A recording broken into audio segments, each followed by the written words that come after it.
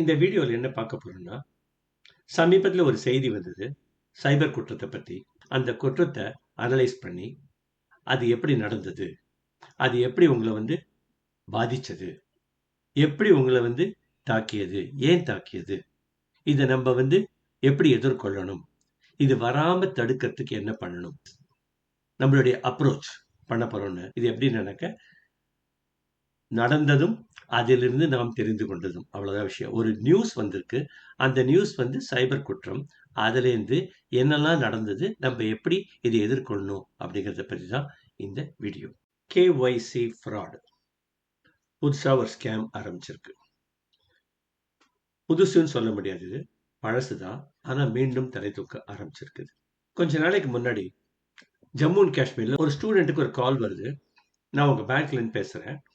உங்க அக்கவுண்ட்ல நீங்க கேஒய்சி நோ யுவர் கஸ்டமர் அப்படிங்கிற ஃபார்ம் நீங்க அப்டேட் பண்ணல. ஸோ உங்களுடைய அக்கௌண்ட் இமீடியட்டா பிளாக் ஆயிடும். நீங்க பண்ணலன்னாக்க. அதில தான் உங்களுக்கு ஸ்காலர்ஷிப் வந்துட்டு இருக்கு. பிளாக் பண்ணா அந்த ஸ்காலர்ஷிப் நின்னு போயிடும் அப்படின்னு சொன்னோனே கொஞ்சம் பயந்துட்டாரு. பட் அவருக்கு ஏதோ தோணியிருக்கு. இது ஏதோ சந்தேகம் வருதுன்னு சொல்லிட்டு கொஞ்சம் விட்டு படிக்கலான்னு பார்த்தப்போ மேலும் மேலும் நிறைய இன்ஃபர்மேஷன் அந்த காலர் கொடுத்தாங்க. அவ அப்பா பேரு, அட்ரஸ், இவரை பத்தி எல்லா டீட்டெயில்ஸும் கொடுத்த உடனே இவர் கொஞ்சம் கன்வின்ஸ் ஆன உடனே என்ன பண்ணிட்டாரு, சரின்னு சொல்லிட்டு அவ சொன்ன மாதிரியே கேஒய்சியை அப்டேட் பண்ணிட்டா. அங்கதான் அவருக்கு பிரச்சனை வந்தது. இன்னொரு கேஸ் ரீசெண்டா இப்ப ரிப்போர்ட் ஆயிருக்கு. அதோட நியூஸ் ஐட்டத்தோட லிங்க் டிஸ்கிரிப்ஷன்ல கொடுத்துங்க, பார்த்துக்கோங்க. டிஆர்டிஓ ஆஃபீஸர் ஒருத்தர், அவருக்கு இதே மாதிரி ஒரு ஃபோன் வந்திருக்கு. இந்த மாதிரி கேஒய்சி அப்டேட்டால நீங்க இமீடியட்டா பண்ணலன்னாக்க உங்க அக்கௌண்ட் ஃப்ரீஸ் ஆயிடும்னு இவர் பயந்து போயிட்டார். நான் இப்போ என்ன பண்ணணும் அப்படின்னு கேட்டார். அவர் கேட்ட உடனே ஒன்றும் இல்லை, இந்த லிங்க்ல நீங்க அமைக்கிறீங்கன்னா பேங்கோட வெப்சைட் ஓப்பன் ஆகும். அதில் போய் நீங்கள் உங்களை இதை கொடுத்துடலாம். சரின்னு சொல்லிட்டு இந்த அப்ளிகேஷனை டவுன்லோட் பண்ணி இவரோட டீட்டெயில்ஸ் எல்லாம் கொடுத்துட்டார். கொடுத்து கொஞ்ச நேரம் கழிச்சு பார்த்தா நிறைய அவருக்கு ஓடிபி வந்துட்டே இருக்கு. இவர் கவனிக்கல அந்த ஓடிபிலாம். பல டிரான்சாக்ஷன் மூலமா இவர்கிட்ட கிட்டத்தட்ட 12 லட்சம் ரூபாயை எடுத்துட்டாங்க. இதுக்கு பேர் தான் கேஒய்சி ஃப்ராட்னு பேரு. இது எப்படி இவங்களை டார்கெட் பண்றாங்க அப்படின்னு நினைக்க, இந்த ஜம்மு அண்ட் காஷ்மீர் ஸ்டூடெண்ட் கேட்டபோது அவர் என்ன சொன்னாக்க, நான் கொஞ்ச நாளைக்கு முன்னாடி சும்மா ஒரு தமாஷா ஒரு ஆப் ஒன்று டவுன்லோட் பண்ணேன். அந்த ஆப்பை டவுன்லோட் பண்ண ஏதோ பணம் கொடுக்குறேன்னு சொன்னாங்க, பண்ணேன். அது என் ஃப்ரெண்டு கிட்டேருந்து வந்தது.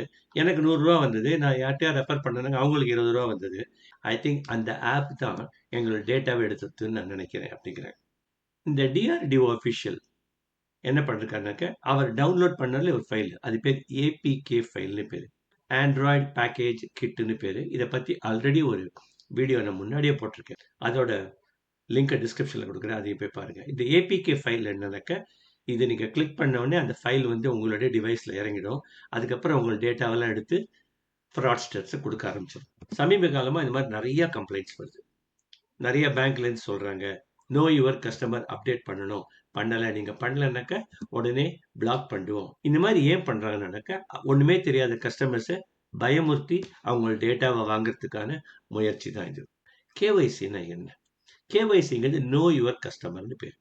அது ஒரு ஃபார்ம். அதை நீங்க ஃபில்அப் பண்ணி கொடுக்கணும். நீங்க அக்கௌண்ட் ஓபன் பண்ற போது முதல்ல பேங்க்ல வாங்கியிருப்பாங்க. 2002ல இன்ட்ரடியூஸ் பண்ணாங்க. அதுக்கப்புறம் 2004ல அதை கம்பல்சரி ஆக்கிட்டாங்க. இந்த கேஒய்சி நிறைய கேஒய்சி இருக்கு. உங்களுக்கு பிசிக்கல் கேஒய்சி இருக்கு, ஆதார் இ கேஒய்சி இருக்கு, டிஜிட்டல் கேஒய்சி இருக்கு, வீடியோ கேஒய்சி, நிறைய விதமா இருக்கு. இதுல ஆர்பிஐ 2016ல ஒரு சர்க்குலர் இஷ்யூ பண்ணாங்க. அதுல என்ன பண்றாங்க, கேஒய்சி ரெகுலரா நீங்க அப்டேட் பண்ணணும். எப்ப பண்ணணும்னாக்க, ஹை ரிஸ்க் கஸ்டமர்ஸ் அவங்க எவ்ரி 2 இயர்ஸ் இந்த கேஒய்சி அப்டேட் பண்ணணும். மீடியம் ரிஸ்க் இருந்தாக்க 8 வருஷத்துக்கு ஒரு வாட்டி பண்ணா போறோம். லோ ரிஸ்க் கஸ்டமர் இருந்தாக்க 10 வருஷத்துக்கு ஒரு வாட்டி பண்ணா போறோம். இந்த கேஒய்சில என்னெல்லாம் இருக்கு உங்களுக்கு? அதுல உங்களை பத்தி விவரங்கள், உங்களுடைய அடையாளங்கள் எல்லாமே, ஆதார் நம்பர், பேன் நம்பர், அப்புறம் உங்களுடைய மெயினா மொபைல் நம்பர், அதுதான் உங்களுடைய ரெஜிஸ்டர்டு மொபைல் நம்பர் ஆகும். அப்புறம் உங்களுடைய இமெயில் ஐடி, இதெல்லாம் முக்கியமா வேணும். அப்டேட் பண்றதுனாக்க நீங்க ஒரு 5 வருஷம் 6 வருஷத்துல இதை மாத்துறதுக்கு சான்ஸ் இருக்கு. அதனால நான் மாத்தல, இல்ல மாத்திட்டேன்னு இதான் லேட்டஸ்ட்னு சொல்றதுக்கு பேர் தான் அப்டேட்டிங் கேஒய்சின்னு பேரு. ஏன்னா அதுலதான் உங்களுக்கான ஓடிபி வரும், உங்களுடைய டிரான்சாக்ஷன் நடந்தா அதுக்கான மெசேஜ் வரும், இமெயில்ல தான் வரும், எல்லாம் வரும். ஸோ ஆர்பிஐ என்ன சொன்னாங்கன்னாக்க, ஹை ரிஸ்க் கஸ்டமர்ஸ்க்கு மட்டும்தான் அடிக்கடி பண்ணணும்னு வந்தது.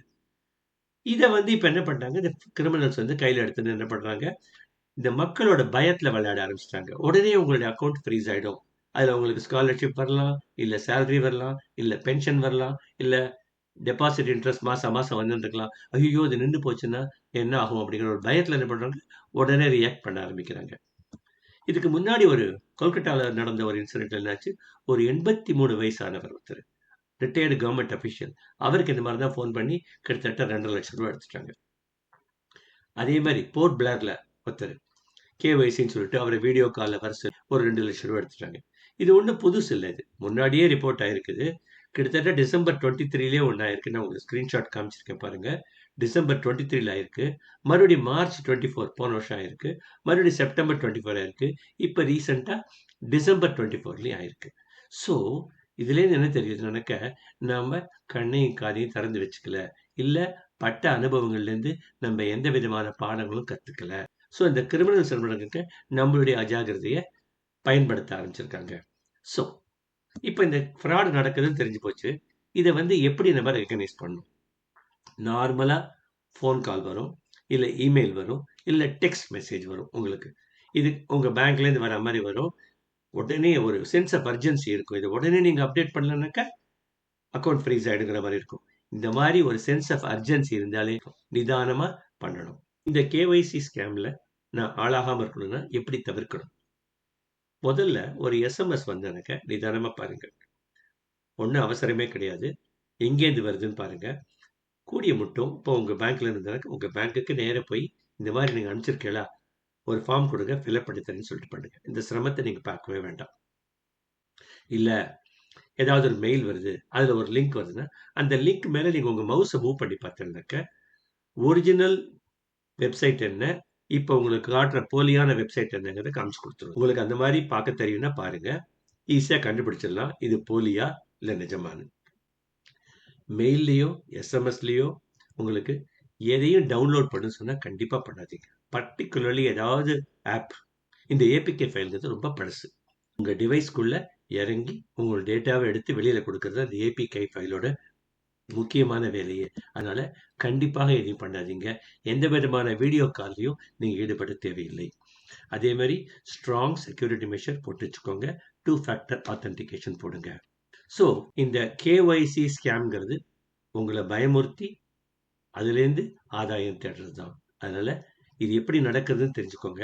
இது நடந்தால் எப்படி எதிர்கொள்ளணும்னு தெரிஞ்சுக்கோங்க. இது நடக்காம இருக்கிறதுக்கு என்னென்ன உத்திகள்லாம் நம்ம செய்யணுங்கிறத தெரிஞ்சுக்கோங்க. கண்டிப்பா இதுலேருந்து நம்ம தப்பிக்கலாம்.